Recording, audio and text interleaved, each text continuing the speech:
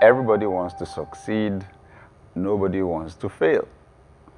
Yet, when you ask truly successful people, they'll tell you, you can't escape the failure. That failure is actually a part of the process. But you don't blame us. It's just a function of our programming. All our lives while growing up, we were made to believe that failure is bad. Yep. So when we made mistakes, we were penalized. We lost marks. Okay, it showed in the report. Failure is bad. Okay, some of us got punished. We got punished for making mistakes because failure is bad. But really, okay, when you think in terms of innovation, in terms of creating solutions for the world's problems, you ask the researchers, you ask the scientists, they'll tell you, it just never works out the first time. I learned one important word in the science lab, and it's the word experiment. It's a very important word because in our bid to succeed, a lot of the time we do not make room for experimenting. We expect things to work out quickly, and if they don't work out the first time or the second time, we are so depressed, we're so discouraged, we don't even want to try the third time or the fourth time. Yet, if it's experimenting, then it may take several times, and each time, of course, that it doesn't work out, you adjust something. That's it. That's it. See, I read the book, The Knowing-Doing Gap, by two Stanford professors, Pfeiffer and Sutton. And they said that from their research, they found out it's not every kind of knowledge that actually gives you the best results that you want to get. They said the knowledge gained from action, from acting on your goals, you know, the knowledge gained, they said they found that to be the best form of knowledge. In other words, theoretical knowledge. If you acquire theoretical knowledge, the person that is teaching you or the person that wrote the book that you are reading is a theoretician or academician. The likelihood that applying that knowledge will give you the results you want is not high. If the person that is giving you the knowledge that you're acting on or that wrote the book, if the person did it, got results, and the person is now teaching you, they said that kind of knowledge is likely to produce very good results for you. I'm trying to make a point. Failure is one of the best learning experiences on this planet. Listen, the theory they teach you in class is one thing. Out there, where the rubber meets the road, it's different. And I should tell you, even as an entrepreneur, starting your new business, okay, it's good the experts help you to draw up your business plan. When you hit the road, meet the first customer, it's almost likely you will need to, it won't work exactly the way you planned it in your business plan. You will have to adjust something. It's just the way life is. It's the way it works. Okay, so when you look at it then, failure is not as bad as we have made it to seem. Because we made it bad. When people fail, they are ashamed of themselves. It beats down on their self-esteem. Some people don't even want to try again. Yet they need to, because there is some virtue to their failure. What we need to adjust is our attitude. So I just want to say to you, I realize, yes, you're an adult now, you're facing real life now. Okay, so if you were ever made to believe that failure is altogether bad, I'm here to tell you today, it is not. there is a sense in which failure is very good if you will adjust your mindset. Many years ago, I read the story about Tom Watson, the founder of IBM, and how an engineer made a mistake. That mistake cost the company $600,000. So Tom Watson sent for the engineer. When the engineer showed up in his office, Tom said, "I'm sure you know why I called you." The engineer said, "Sure. To fire me, of course." Tom Watson said, "Why would I fire someone with your wealth of experience? I just spent $600,000 training you. Why should I allow somebody else to hire you now with all that experience? Please go back to your office and make sure you don't make that kind of a mistake again." Wow. That's what makes a leader, you know.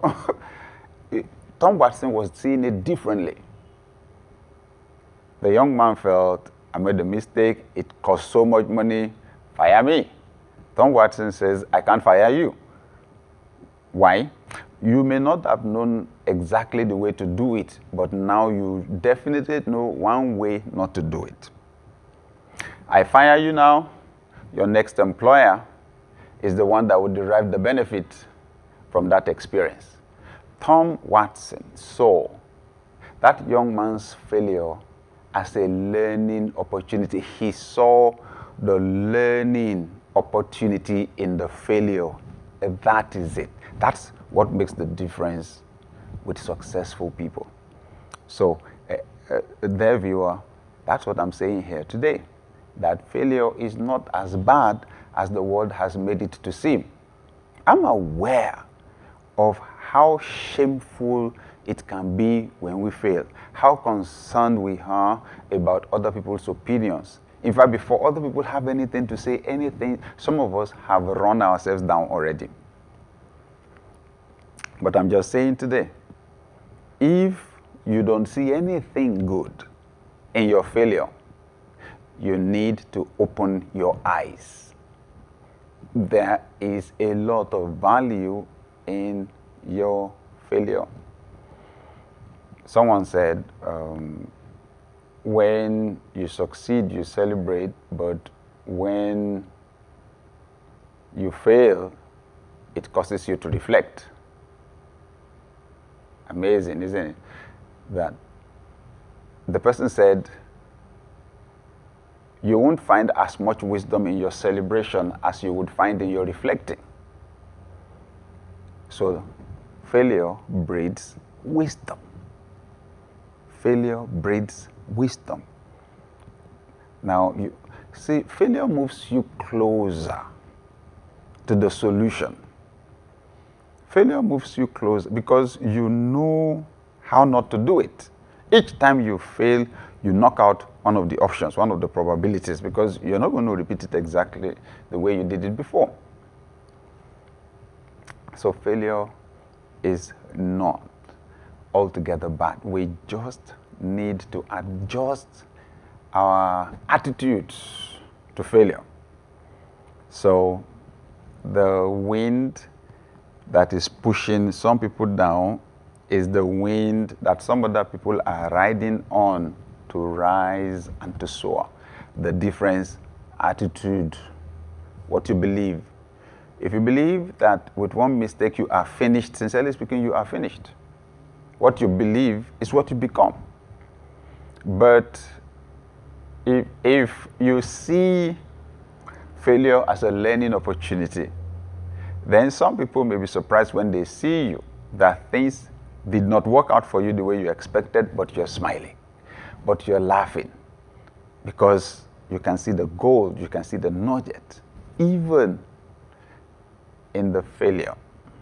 You want to increase your success rate, increase your failure rate. Okay? Increase the rejection rate, increase the rate at which you hear no. You failed an examination, maybe I've been a failure in marriage, I've been a financial failure, I've been a career failure. You're so concerned about how people see you because you made these terrible mistakes. That's fine. It's a normal human feeling. But I'm just telling you right now, that failure, that experience has moved you way ahead of many people. Moved you way ahead in your knowledge of human beings, moved you way ahead of how to trust and how to not to trust people, put you way ahead in many areas. You've gained some experience. And it's from the failure. Okay? So let's change our beliefs about failure. That's it. I'm appealing to everyone. Let's change our beliefs about failure. Something changed my thinking many years ago when I discovered that there's a difference between failure as a person and failure as an event. Now that's powerful. There is a difference between failure as a person and failure as an event. Who you are on the inside is who you become on the outside. Your nature controls your future. You know, success is first within and then it is without.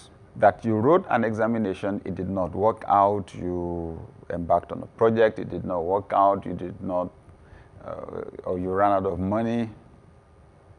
That's an event. That is what happened. Many people make the mistake of labeling themselves through what happened. That you failed an examination does not make you a failure. Those are two separate things. That's not who you are. That is what you did. You've got to separate the two. Who you are, exactly what you did. What you did, sometimes we're liable to make mistakes in what we do. See? Don't label yourself by your failures. It's not worth it, because the failure is a temporal thing. It's a fleeting thing, okay? It's temporary.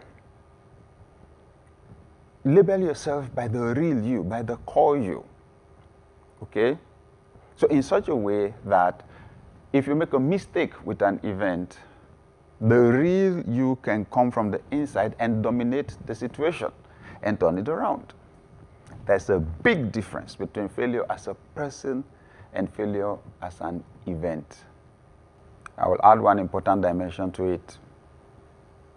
How people see you and the labels that they put on you. People have a tendency to label you by your mistakes. You have to work hard to correct those impressions. Okay? And the way you do it is your own belief first, and then the fact that you communicate it. Let people know quickly, I am not what I have done. Okay? I am not what I have done. Those are two separate things. This is who I am. This is who I am. That makes it clear that you are separating your achievement from nature, your character, the core of who you are. You have to make a separation between the two and build your success on who you are. Somebody says, okay, so I call myself a millionaire. I say I'm a millionaire, I'm a millionaire. I've been doing that the last 4 years. I've not seen the millions yet. You keep saying it. And you keep behaving it. Principles cannot be broken. It is principles that have the power to break. You don't break them. It's sowing and reaping. Okay? So stay there. Stay with it. Stay with it. Develop capacity for persistence. Develop the capacity for persistence. There's a difference between failure as a person and failure as an event. Please hold that strong in your mind as we go through this series, dear viewer, that failure is not a bad thing after all. Especially if you leverage it as opportunity to learn something new, to know something new. Failure is not altogether bad. It's good. It's an asset. Okay? And it's our attitude that determines the extent to which failure will benefit us.